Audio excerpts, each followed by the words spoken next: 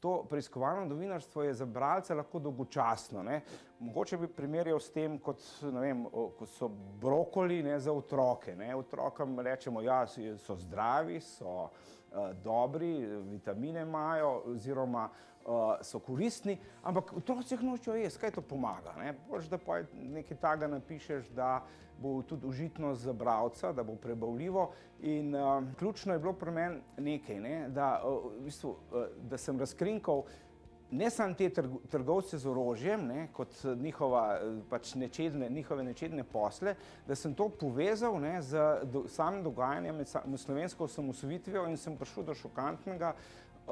do šokantne ugotovitve, da so isti trgovci z orožjem in vojni hujskači, da so isti ljudje. In to je po moje ena od poant te knjige.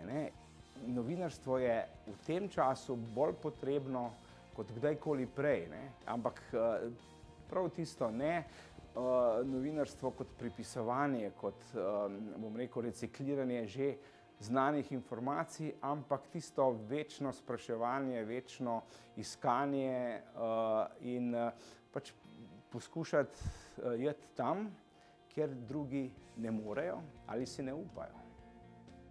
Moja knjiga Prevarana Slovenija je neke vrste nadaljevanje, nadgradnja in pa dejansko postavljanje v okvir že prejšnjih del, ki sem jih skupaj s soavtorjem napisal kot trilogija V imenu države.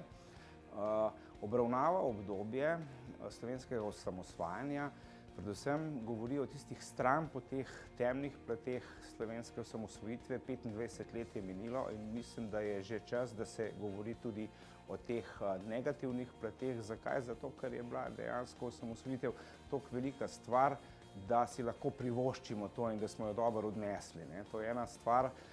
Drugo, kar me je dejansko vodilo k tej preiskavi, je to, da sem imel ogromno materijala, ogromno podatkov, dokumentov, 10 metrov, 10 tisoč dokumentov ali še več, in pogovarjal sem se s številnimi ljudmi in potem se mi zdi, da bi bilo škoda, če tega ne bi objavil.